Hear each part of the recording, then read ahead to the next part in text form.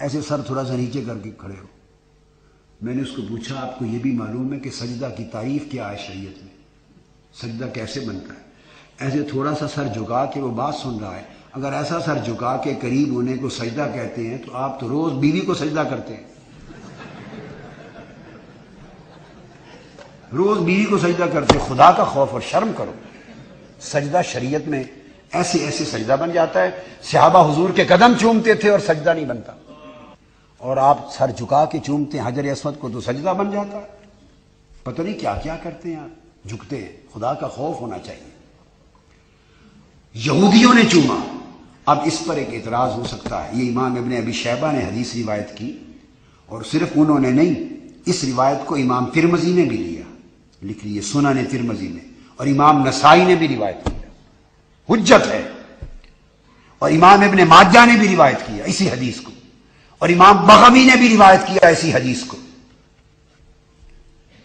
اور امام حیثمی نے بھی روایت کیا, اور امام طبرانی نے بھی روایت کیا اسی حدیث کو. تو عرض یہ کر رہا تھا کہ حضور کے قدمین چومے یہودیوں نے. تو بعض اوقات کہنے والے جن کے پاس مغز تھوڑا ہے, علم نہیں ہے اور غصہ زیادہ ہے, اور اپنا عقیدے کے ساتھ دیکھا کہ عقیدے سے جڑتی نہیں ہے بات, تو بس اصول ہی ایک سکھایا ہے, جو بات عقیدے کے خلاف وہ رد کر دو. شرک کہہ دو, بدعت کہہ دو, حدیث ہو تو موضوع کہہ دو, بس ختم.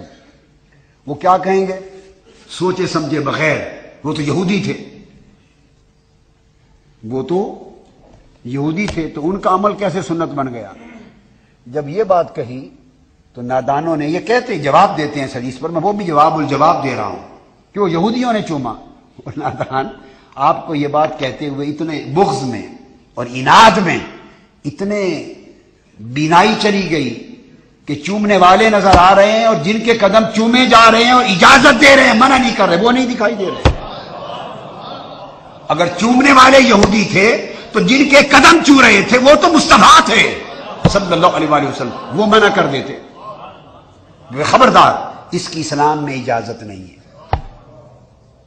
تو سنت ہو گئی, حضور نے قدم مبارک چموا رہے ہیں, اور سنت کسے کہتے ہیں؟ اور پوری مجلس میں صحابہ کرام بیٹھے ہیں, ان میں منع کوئی نہیں کر رہا, اور سنت کسے کہتے ہیں؟ وکیع روایت کرتے ہیں سفیان سے, ابن ماجہ نے اینڈ پر جہاں ان ابا عبیدہ تھا قبل ید عمر, ہر امام نے یہ کیا ہے. پہلے ہر امام نے, پہلے وہ حدیثیں لائے ہیں جو صحابہ نے حضور کے قدم چومے یا ہاتھ چومے ہیں, اور ان کو پتا تھا کہ بعد میں یہ بھی کوئی سوال کر دے گا بھی حضور کے چومے ہیں, تو باقی شیوخ کے, اکابر کے, والدین کے, بزرگوں کے, اس میں والدین بھی آ جاتے ہیں, والدین کے بھی پاؤں چومنا سنت ہے, مشائخ کے, اساتذہ کے, اکابر کے. اس کا مطلب یہ بھی نہیں, یہ ایک رخ ہے چومنے والوں کے لیے, اور دوسری طرف یہ بھی نہیں کہ چونکہ سنت ہو گئی تو پاؤں آگے کر کے بیٹھے ہوئے ہوں, بھی رجتے چم لو, چمی جا رہو, چم کیا چمی جا, سنی ہے تو چمی جا, انا للہ و. دوسری طرف یہ ظلم کی انتہا ہو گئی کہ جس کے چنے جا رہے ہیں اس کو بھی کوئی ڈرنا چاہیے اللہ سے, اس کے اندر کچھ تواضع انکساری ہونی چاہیے, وہ اپنے آپ کو بچائے. قیام کرنے والے بھی قیام کریں تو اس کی طبیعت پہ بوجھ ہو, کہ بے نہیں بیٹھ جاؤ. اس کے لیے یہ ادب, بڑے کے لیے یہ ادب ہے کہ وہ بچائے اپنے آپ کو, چھوٹے کے لیے یہ ادب کہ وہ چومے اور قیام کرے. یہ دین کے ادب ہیں.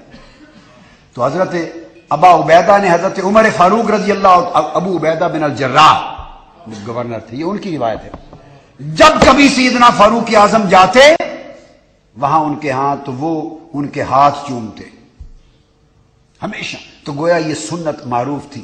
اس پر امام ابن ابی شیبہ لکھتے ہیں القبلۃ سنت, ہاتھ اور پاؤں چومنا سنت ہے. یہ بات آپ سمجھ گئے نا بات کو. اور پھر آگے امام سفیان روایت کرتے ہیں مالک ان طلحہ, اور جو مالک ہیں یہ اس سند میں وہ امام مالک بن انس نہیں ہے, مالک بن مخبل البجلی ہیں. یہ اہل کوفہ کے صوفیاء میں سے تھے, عباد میں سے تھے, من عباد اہل الکوفہ. اور وہ طلحہ سے روایت کرتے ہیں. امام طلحہ وہ سید القراء جن کو کہا جاتا ہے, وہ کہتے ہیں قال ان طلحہ قال قبل خیثم یدی, کہ خیثمہ بن عبد الرحمن امام حدیث کے، وہ کہتے انہوں نے میرے ہاتھ چومے، اکٹھے بیٹھے ہیں مجلس میں بیان کر رہے ہیں، خیثمہ نے میرے ہاتھ چومے، وقال مالک، انہوں نے کہا وقبل طلحہ یدی، طلحہ نے میرے ہاتھ چومے۔ یہ امام ابن ابی شیبہ نے 5ویں حدیث لکھی۔ اور صرف یہاں تک نہیں، میں نے آپ کو کہا تھا کہ امام مسلم نے امام بخاری سے اجازت مانگی، یا استاذ الاستاذین و یا سید المحدثین، میں آپ سے اجازت مانگتا ہوں، اجازت دے دیں ان اقبل رجلیک، کہ میں آپ کے قدم چوم لوں، پاؤں چوم۔ اور امام بخاری کا عقیدہ کیا ہے سنیے، وہذا اثر، ثابت اثر ہے ان الامام بخاری، انہوں نے اپنے استاد امام اسحاق بن راہویہ سے کہا، امام اسحاق سے کہا اتأذن لی ان اقبل رجلک، یہ امام بخاری کہہ رہے ہیں، کیا آپ مجھے اجازت دیتے ہیں، میرا جی کرتا ہے آپ کے قدم چوم لوں۔ یہ امام بخاری کا عقیدہ ہے۔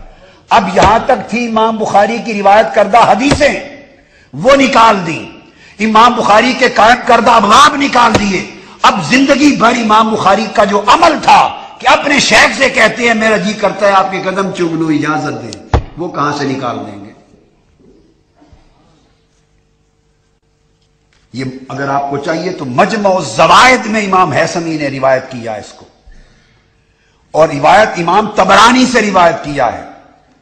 آگے واصلہ بن اسقا سے، جو اگلی بات، وہ پھر آگے آ جاتا ہے کہ وہ میں نے آپ نے کیا حضور سے بیعت کی؟ ہاں کی، تو فرمایا مجھے ہاتھ دیں، پھر ہاتھ چوم لوں، چوم کر۔ یہ طبقات ابن سعد میں ہے جو میں نے آپ کو کوٹ کیا، حدیث روایت ہوئی ہے ساری۔ تو عرض کرنے کا مقصد یہ تھا کہ یہ کل ائمہ کے عقیدے تھے، مگر نکالنے والوں نے نہیں دیکھا، اس کو صحیح کرنے کے لیے، اس کو صحیح کرنے کے لیے، جو کہ عقیدے کے خلاف تھی، تو اس کو کتابوں سے نکال دیا۔ یہ عمل ہے۔ اب یہ جو تو بیسک چیز سامنے یہ آ گئی، پیمانہ یہ بن گیا کہ حقیقت میں معیار صحیح اور غیر صحیح کا، صحیح ضعیف اور موضوع کا، اور درست اور غلط کا پیمانہ نہ قرآن ہے، نہ حدیث ہے، نہ اصول ہے، نہ فن ہے، نہ علم ہے۔ جو عقیدہ بن گیا، جس پر قائم ہے، بس وہی عقیدہ ہے۔ اگر عقیدے کے مطابق چیز ہوئی قبول کر لی، عقیدے کے مطابق نہ ہوئی تو اس کو رد کر